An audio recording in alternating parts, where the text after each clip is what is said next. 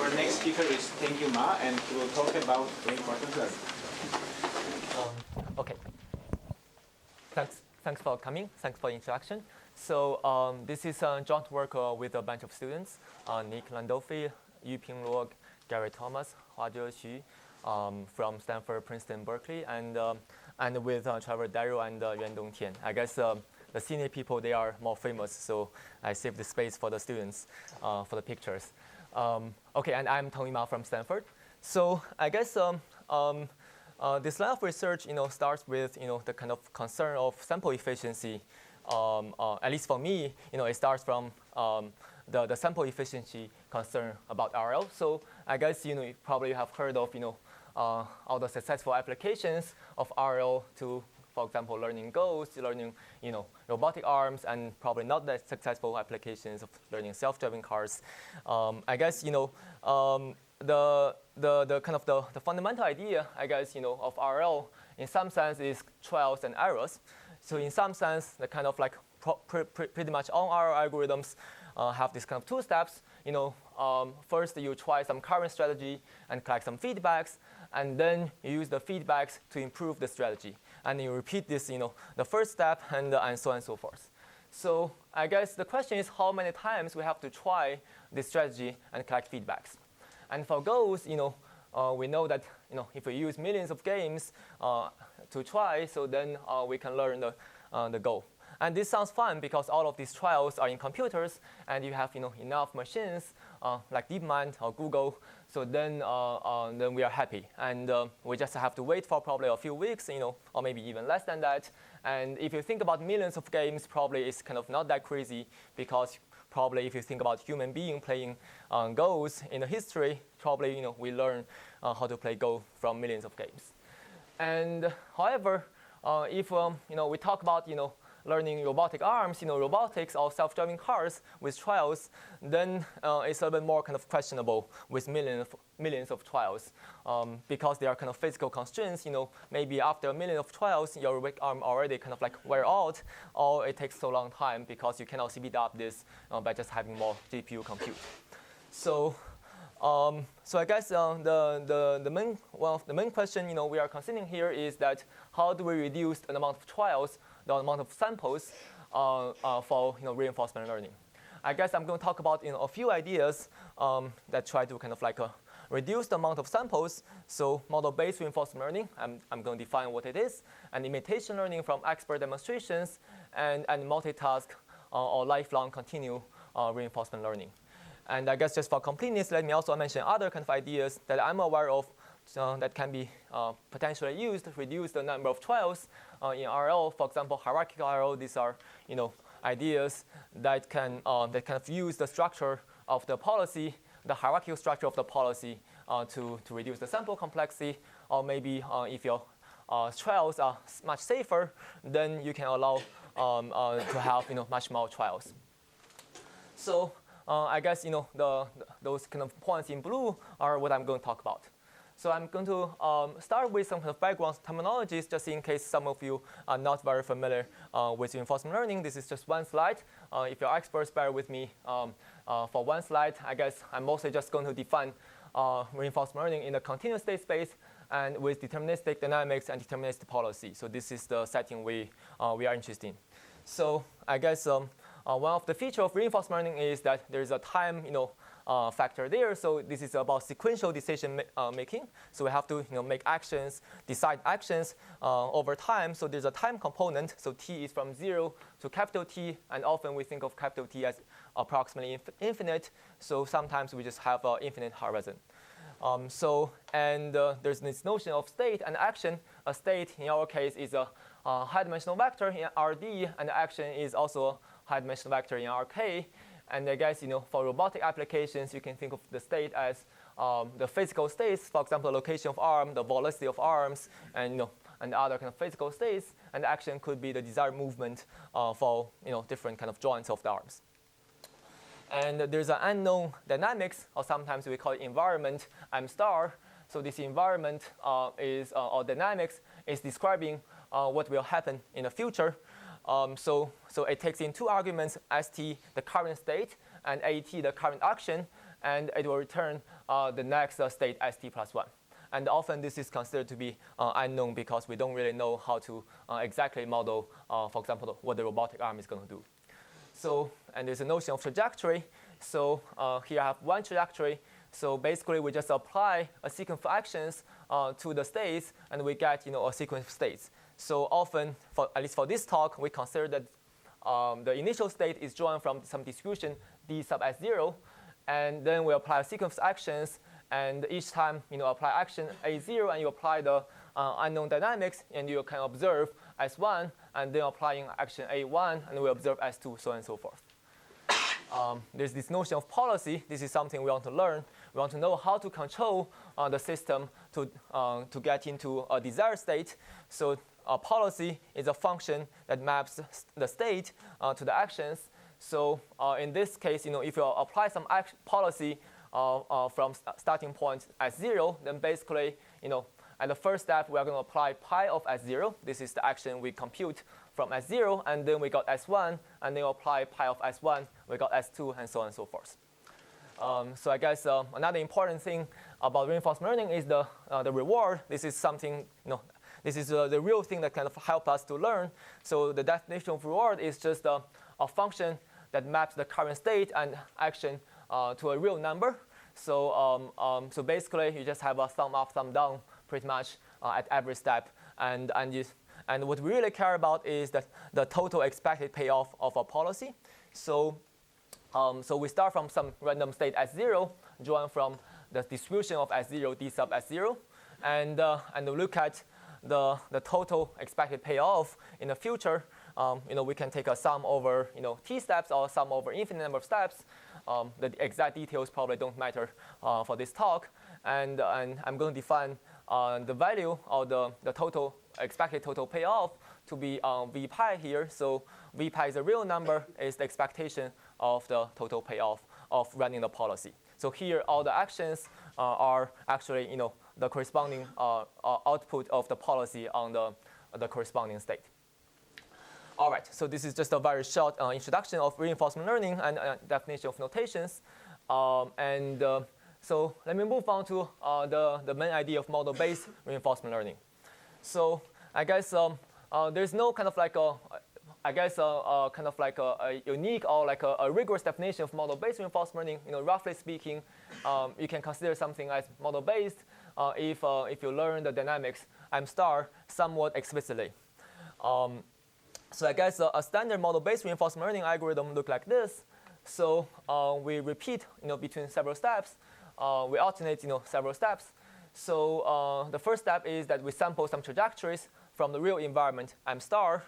This is kind of like you drive the car, you let the software to drive the car on the street and collect the experiences, and you get this kind of like trajectories. So here I only have one trajectory, but in reality you get a lot of trajectories from different initialization, different initial states.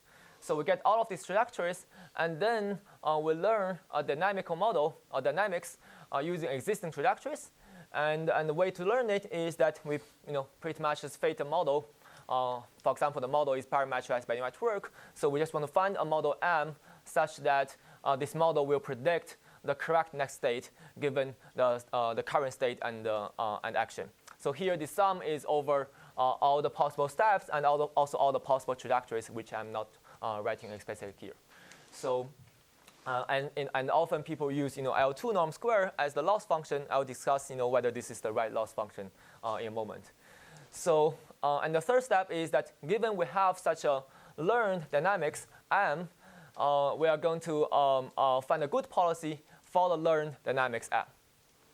So and this, I think the important feature of this step is that this is a step that is purely done in computer. So your dynamics is parameterized by some networks, and you can simulate your dynamics. You can potentially even compute the gradients, and this step, it doesn't matter what you do, it doesn't cost any real samples.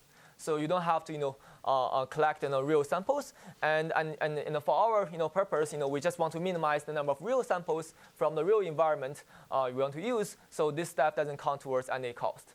So so pretty much you can use any R algorithm model-free or model-based, whatever you like, for this step, and there's no sample cost. So, and actually in practice, what people do is that people often use a good model-free algorithm like TRPO, policy gradient, for this step. Even though it's not very efficient, but because these are not samples from the real environment, so we are fine with it. So I guess, if this algorithm sounds a little bit complicated, at first sight, that's what I felt. I think there's a way to make an analogy. I guess that's how I kind of started to understand it a few years ago. So in some sense, the third step is kind of like you plan a vacation at home. Suppose you want to go to kind of Hawaii and you have to have vacations. And the third step is really just you plan the vacation in imagination in some sense. The first step is kind of like you really go and enjoy and explore different kind of restaurants, for example. And then you keep notes on the good restaurants. And so that next step, suppose you want to go to Hawaii again, then you know how to plan ahead much better at home, so you can call up those restaurants that are very busy, for example, in advance to have a reservation. So and you can iterate between the steps, and after probably a few iterations, you are expert about going on vacation to Hawaii. Anyway, okay. So I guess this is the general model-based RL algorithm, and I guess I'm a theoretician, and the main purpose of this this work is to kind of like analyze some of these deep model based RL algorithm, and with kind of like the motivation of kind of like analyzing them and finding something new probably that can be practically relevant and implemented. So I guess at a high level, the challenges as you can imagine are that this is a high-dimensional state and action space, and the dynamics are nonlinear, and the policy are all nonlinear parameterized by neural networks. So is it clear that the policy that you find in step 3 is the best one to try in step 1 again? Not necessarily. For example, you may want to kind of add, for example, explorations. Yeah. Yes. So this is just a very high-level kind of framework for model-based RL. Yeah. So, and actually empirically we do add a lot of explorations when we try in the next in step 1. I guess so these are kind of like the general kind of like challenges as you can imagine for reinforcement learning for pretty much any places where we use deep models, deep neural networks, and want to analyze the performance. I guess so here, so the neural networks, in some sense, it creates two challenges. So one is computational, because we don't know how to optimize a non-convex function, from the neural networks. So in some sense, this computational problem is not what we are trying to kind of address here, because if you want to address the computational problem, maybe the first thing we should do is to do supervised learning, because there we still don't know how to analyze the optimization for neural networks. So in some sense, we are kind of trying to address the statistical questions here created jointly by the high-dimensional state space and nonlinear dynamics. So I guess the goal is that we want to have analyzable or provable algorithms with a polynomial number of samples in dimension, and we are kind of like allowing ourselves to assume some computational oracles. For example, you can solve certain kind of non-convex functions in a certain sense. I guess just to briefly summarize some of the prior work along the space of model-based RL, I guess there is a long line of research about the finite state space case, where the state space is finite and the action space is also finite. And recently there are quite a few works, for example, especially D and L here from Ben Reck's group about how to analyze this kind of model-based algorithms for linear dynamics, especially LQR, the linear quadratic regulator, where the dynamics is linear and a reward function is quadratic. Actually, we got a lot of inspirations from that paper. And also, there are kind of sample complexity results where for model-based reinforcement learning recently, where you assume that you can discretize the state space. So you completely don't care about whether the algorithm is implementable. So you just say I'm going to have a exponential time algorithm by discretizing the state space, but I want to analyze the sample complexity. So here, I guess the difference between our kind of goal from that paper is that we do want to analyze some algorithm that can be somewhat implementable in reality, even though, again, we have to assume some computational oracles. Okay, so I guess the first issue we face, when we try to kind of analyze this kind of model-based RL algorithm is that the learned dynamics are not accurate enough for those states unseen in the training trajectories. So I guess let me illustrate this in a figure. So suppose this kind of training trajectories, you have a robot and you collect, you run some policy and you collect these kind of trajectories. These are 3 trajectories, and each of them consists of 4 steps, and these are collected on a real dynamics, and you learn some dynamical model. And you want to predict, what happens in the future, right? So with the learned dynamical model, and it turns out that often if you do it in practice, and actually it's not surprising because because of the power of supervised learning, if you predict the trajectory using the same state and the same policy, then you can predict reasonably well. So if the initial state and the policy are the same in a test time, then you can predict very well, just because the power of supervised learning. However, if you try some different policy, for example, you try to move left now, right? So you take actions that are moving left, and then because these are part of the space that have not been visited by the training algorithm, the training trajectories, then because all of these are nonlinear models and they don't extrapolate very well to the other part of the space, when you really test it on other kind of policies, you can have much bigger error in terms of prediction.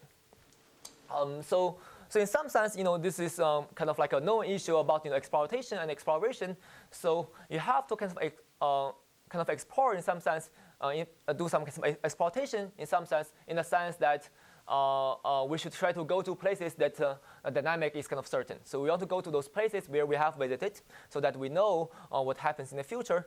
On the other hand, you cannot kind of just ignore this entire space, just because you have never visited them and you are not certain, because it's possible that those part of the space contains interesting rewards. So that's why we also have to kind of have explorations. We have to improve the certainty of the model by trying diverse policies. We have to kind of go there at some point, tries to collect feedbacks and observations from those kind of policies.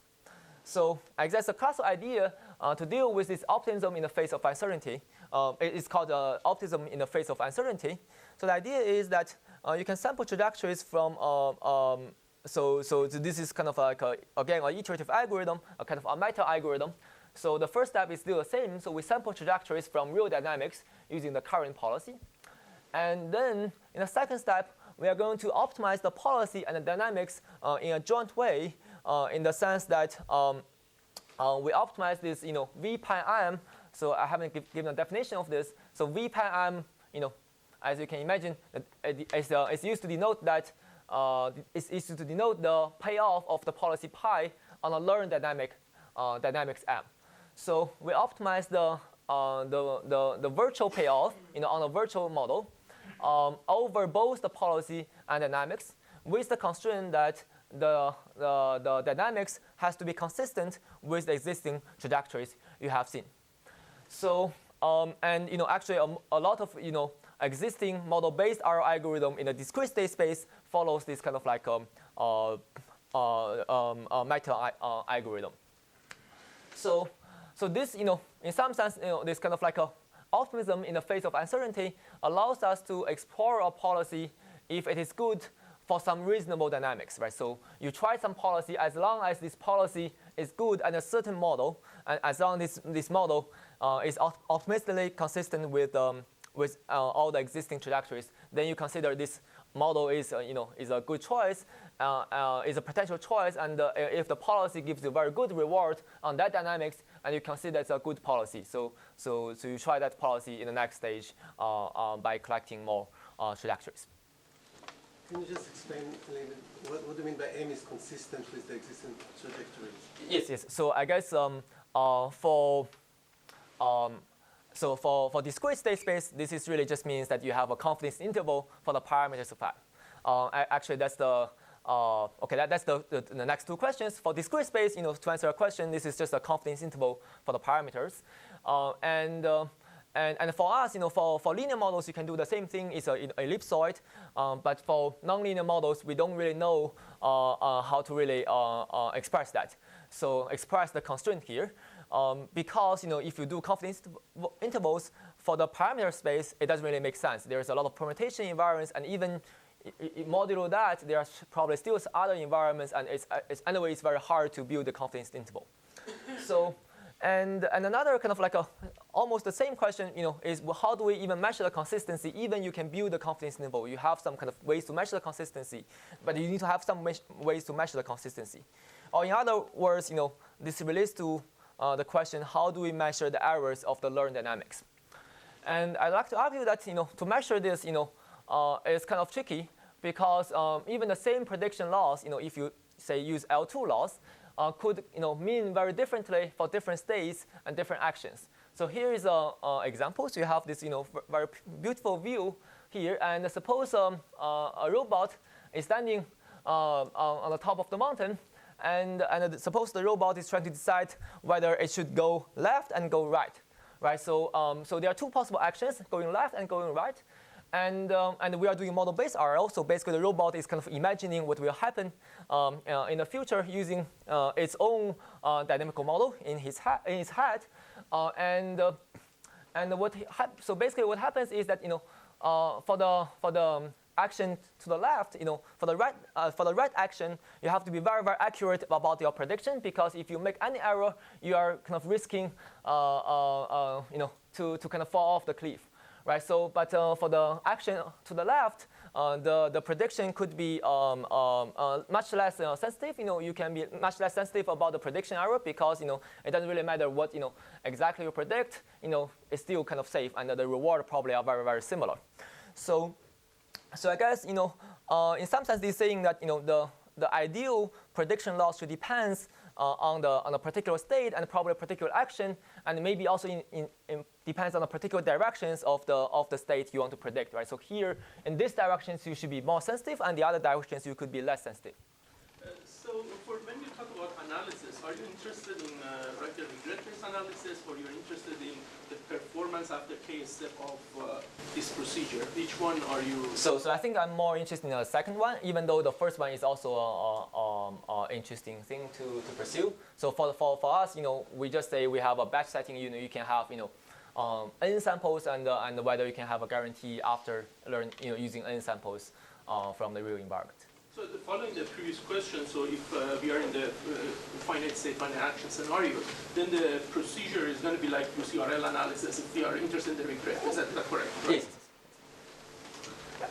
So, okay, cool. So, okay. So, I guess so what would be a good way to measure the loss, the error for the model? So I guess our idea is that ideally, in some sense, also naively, the ideal loss for the model M should be the error of predicting the future payoff using M, because this is really how you use the model to do. So you want to use the model to predict the future payoff so that you can plan accordingly. And so in some sense, we care about the difference between the virtual payoff, V pi M, this is the total payoff on the Athenian dynamics M of policy pi, and the real payoff on the true dynamics. Of course, this is something you cannot measure or you cannot kind of access, because if you can access this and you can access the virtual reward, then you can actually get the real total payoff. So one way to get around this is that we can say, I care about the designing an upper bound of this ideal loss function that I really care about, and I want to use this upper bound as a surrogate loss or a consistent measure for my model. So suppose I have an upper bound like this, let's call it d of m pi. Suppose I have such an upper bound, then I can use this upper bound to measure the performance of the model M.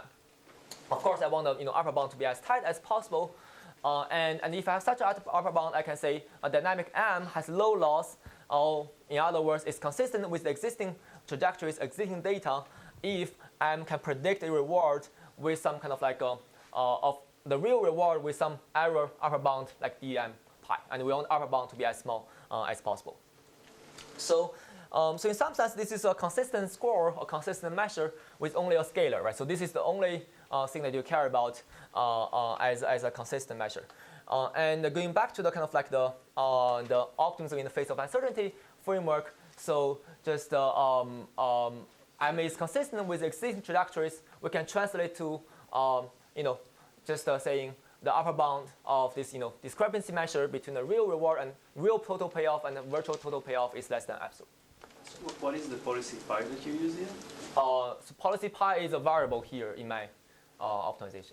So I want that in inequality, the upper bound to be hold for every policy pi, so that I can optimize over policy pi and still hold that inequalities. So the constraint is over every policy pi, or just the policy pi that you're learning? Here? The constraint that you have down there. So here the constraint is only over the model M, and both actually both pi and M are variables, and the constraint is just this, and you're optimizing over both pi and M. So in some sense, this is a confidence region. So if you think about the constraint here is a confidence region for M, but which depends on pi and also depends on reward function. Right, so it depends on what reward function you are using. Your confidence region will become bigger or smaller. For example, if your reward function is completely boring, say the reward is always 1, then the confidence region in this case would be, I think,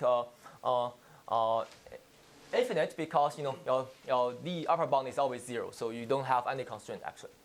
So and next step we are going to do is that just to make this a little bit simpler and derive our final algorithm.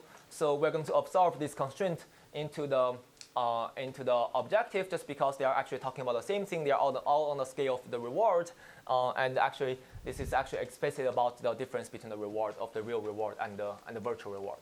So I guess this is the final meta algorithm we use that we can analyze. So there are 2 steps in this loop. So we sample trajectories using some current policy pi k. K is my iterate for the policy, and we build this upper bound d pi m. I'm kind of secretly adding this subscript pi k to indicate that this upper bound depends on the current policy. So for different policy, you can build different upper bound, and if you have such upper bound, then you can do this iteratively optimism in the face of uncertainty. We can optimize this v pi m minus the difference of the reward. So actually, you can realize that because d is the upper bound of the differences between v pi m and v pi m star, actually the difference between them is the lower bound of the real reward, the reward v pi m star, the real total payoff. So I guess I'm going to define this lower bound as L m pi. So for future use, so the theorem we can prove here is that we assume the model family contains the true dynamics m star, and assume that the inner step, this optimization, is solvable. So how do we solve that? We can use model free RL algorithm. So actually, even though you're optimizing over both pi and m, you can actually view this as a standard RL algorithm. So you can view both m and pi actually as policy. There's a reduction there, which is a little bit tricky, which I'm not going into detail. But generally, you can view this as another RL algorithm, and you can use model free RL to solve it. So basically, this assumption that inner optimization is solvable is pretty much equivalent to that there's a RL algorithm that we can we can solve this RL problem using model free RL.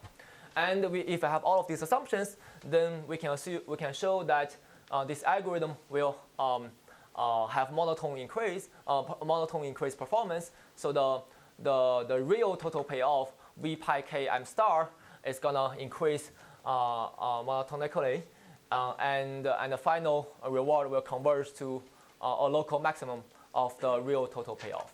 And we can also show that this algorithm have polynomial sample complexity, just because all of these suppose all of these models and policies are parameterized by polynomial size networks. So what does this correspond to in the linear quadratic case? That's a great question. So this doesn't correspond to a known algorithm in a linear quadratic case.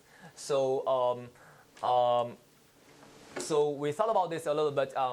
At some point, it's a little bit tricky because certainly this is not something crazy. So this bound here, the upper bound, is kind of like a little bit fancy version of the confidence interval, but not exactly because it depends on how do you derive the upper bound.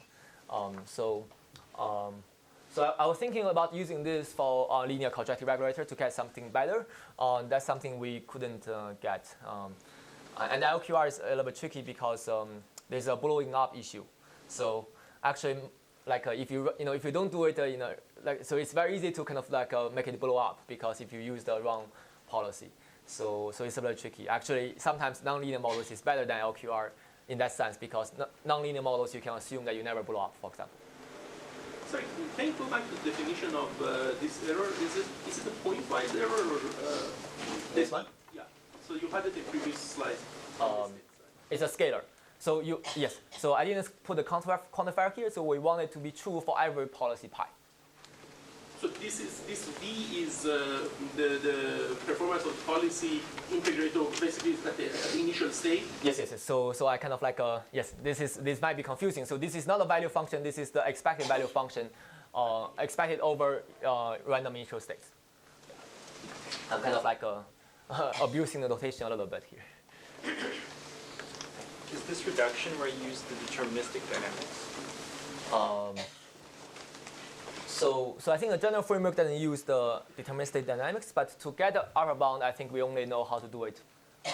Get a sensible upper bound, we only know how to do it for deterministic dynamics.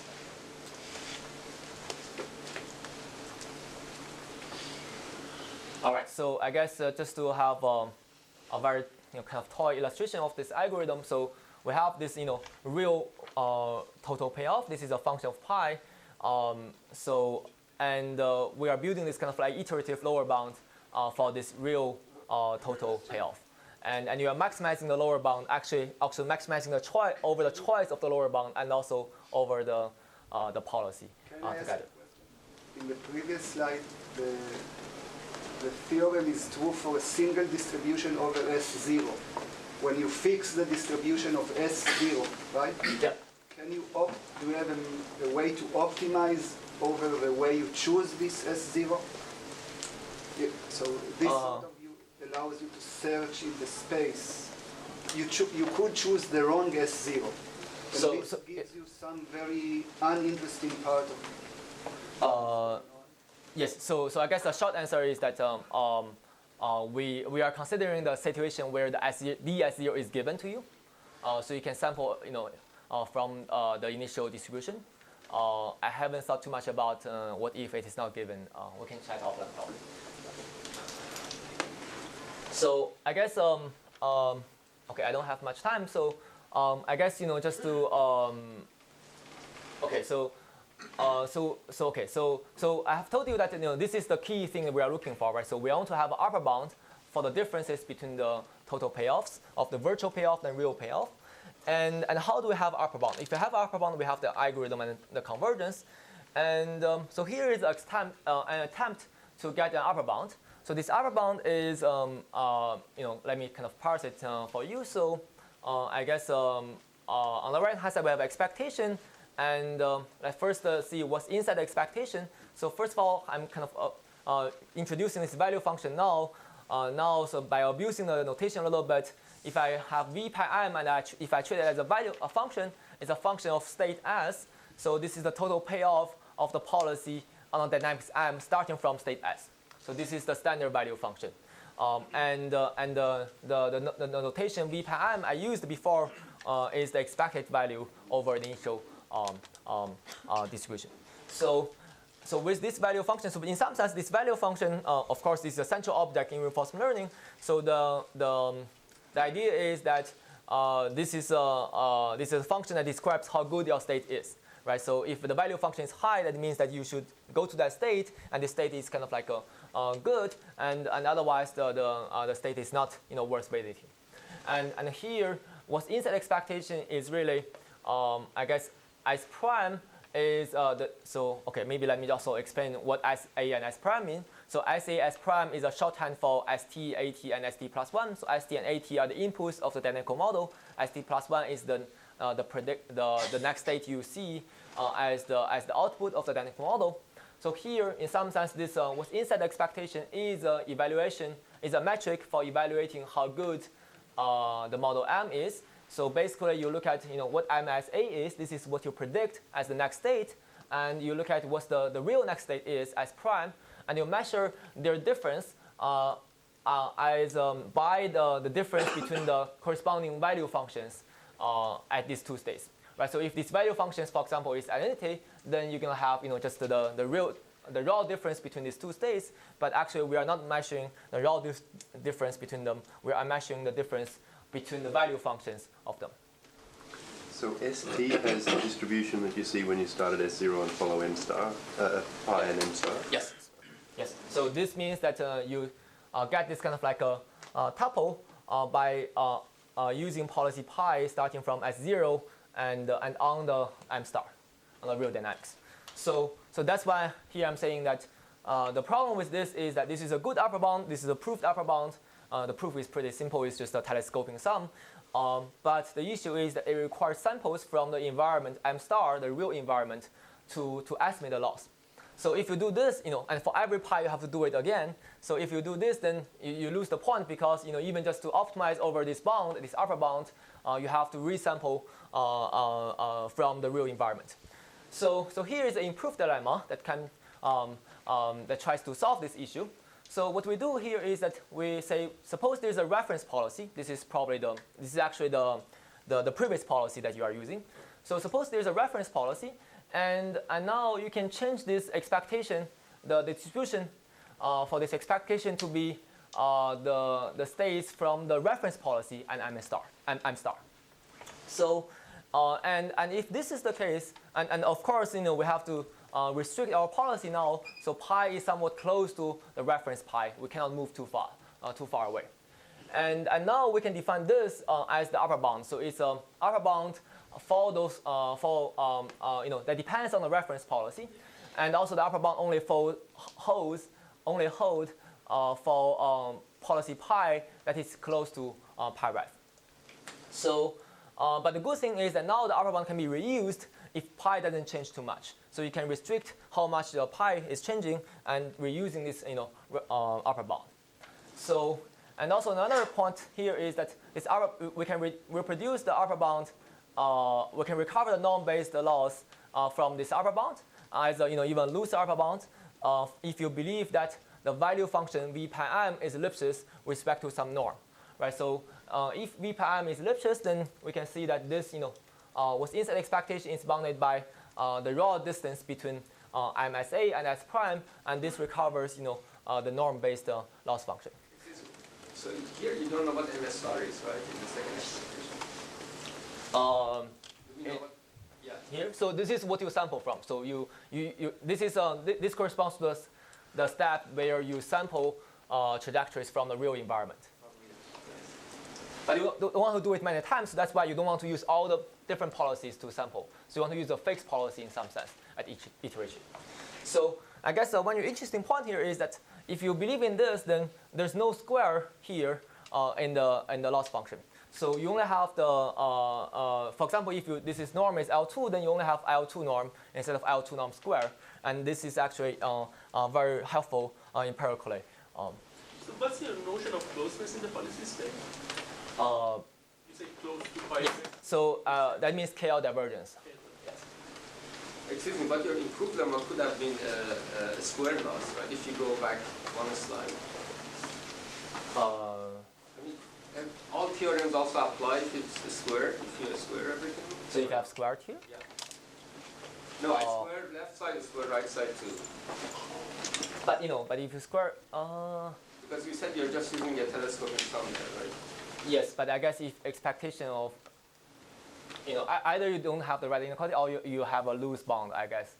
But I guess, okay, even you have square here and square here, let's say, you have to take a square root, right? Because this is, finally, you don't have square here, right? So you only have an upper bound on the difference, but not a different square, right? So anyway, I think the scale tells you that you shouldn't have the square. Okay, so I guess I probably have like 5 minutes.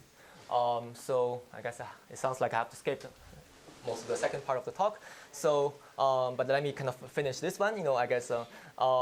So here are some kind of demonstrations. So I guess. Oh yeah. So I forgot to mention this. So so this inspires this kind of like a this way of thinking about this.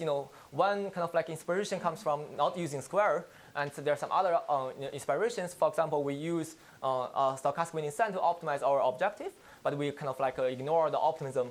So if you do SGD with our objective and with L2 loss, not L2 square, and ignoring the optimism, you're going to have at least an implementable algorithm to try experimentally. And this is some demonstration of the algorithm.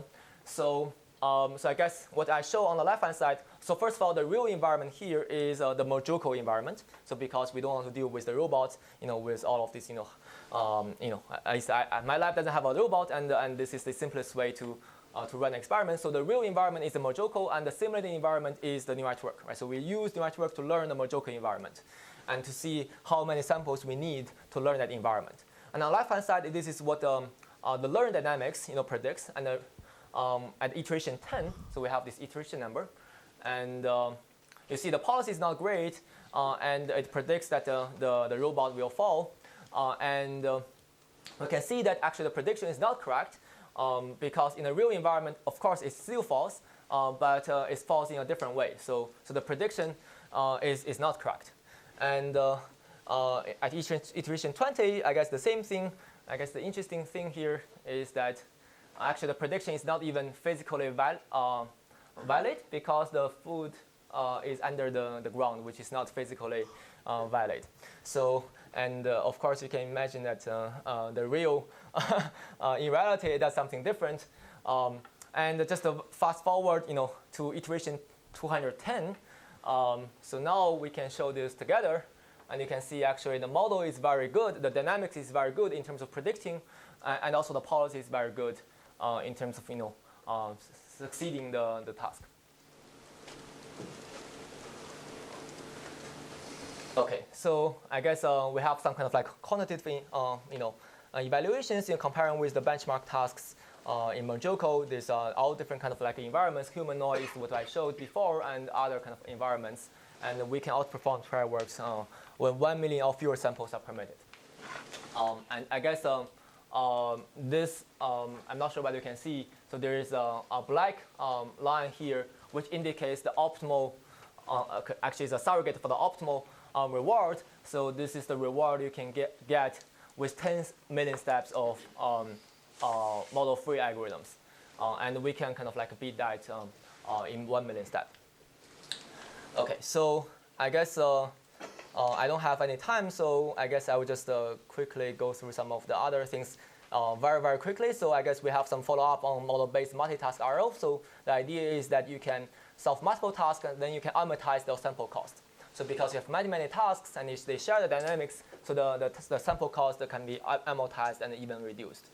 And I guess there's an entire part about imitation learning, which also uses some of these ideas, kind of like model-based idea, but with some other kind of ideas. I would skip all of them, I guess, just directly jump to the conclusion.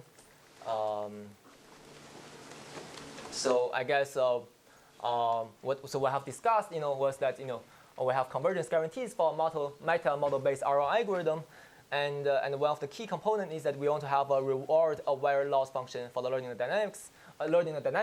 Or in other words, we want to have a good uncertainty measure, only with a single scalar for measuring the uncertainty of the dynamics.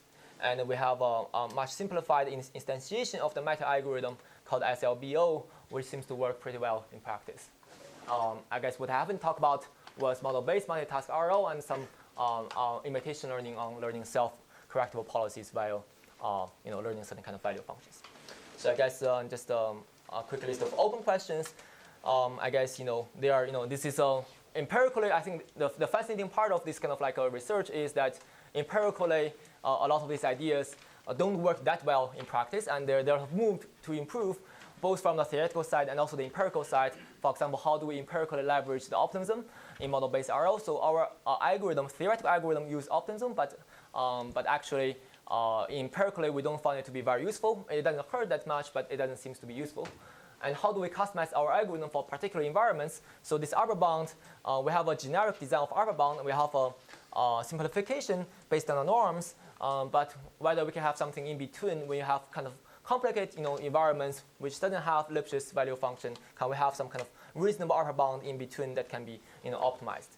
And how do we apply dynamical models to other settings, to learning dynamical models to other settings, for example, hierarchical RL or other type of RL algorithms? Thanks.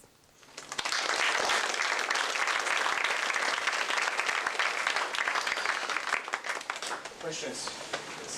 For some physical systems where you have the system dynamics from a known ODE or Newtonian mechanics, how do you compare the performance of the model-based RL with more classical methods such as variations of Kalman filtering? Yeah, so I guess, first of all, I'm not an expert, especially in robotics. So my understanding is that still in many cases, if you kind of like use the physical prior knowledge to design the dynamical model, then in many cases, at least you can have much fewer samples because to get a dynamical model, the dynamics, you don't have to use samples to learn them. So, but if you give me enough samples, then model-based RL, even model-free RL, can outperform the kind of like the physical prior knowledge. So, so I guess there's also kind of like an ongoing direction that tries to use the existing prior knowledge together with neural networks. For example, you can use neural networks to learn a residue between the physically designed dynamical model with the real dynamic model, and so on and so forth. I thought the paper from Ben Breck's group was exactly arguing the opposite, that if you consider the simplest dynamical model, which would be a linear dynamical system, with a quadratic regulator in the LQR case where you can compute the optimal policy in closed form, then you could do better with reinforcement learning technology. So there wasn't, he was arguing that there wasn't an example where you could do that. I'm not entirely sure about interpretation, but I don't disagree. But I guess there is a slight difference here. Even I completely agree with what you said. So for nonlinear models, so LQR, the linear dynamical model, is in some sense very easy to learn because you only need you only need d different actions in different directions pretty much to learn. Maybe dk. Okay. So basically, you need the state space to be you need some kind of diverse policy to explore different directions, and then you can learn the dynamics. And here it's kind of much more subtle when you have nonlinear dynamics, because for example, for linear dynamics, you can use random actions to learn the dynamics. And here, for example, humanoid, if you use random action and you get some data trajectories from random action, you're going to learn very, very poor dynamics. So you have to do these iterative steps to learn the dynamics and optimize the policy and learn the dynamics and so forth. I can chat offline probably in more detail. Yeah, so maybe let's move the discussion offline. So now we have a break until 11 where we start to do this.